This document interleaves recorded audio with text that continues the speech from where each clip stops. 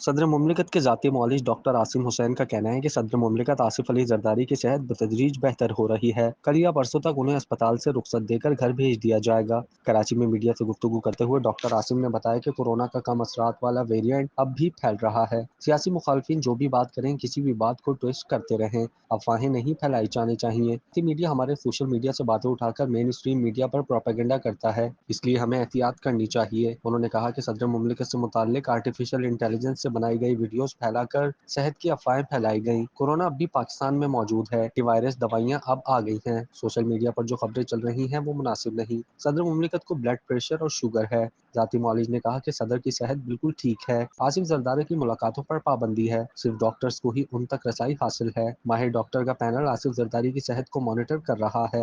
क्या आप कारोबार की तशहीर चाहते हैं या सोशल मीडिया प्लेटफॉर्म मैनेज कराना चाहते हैं?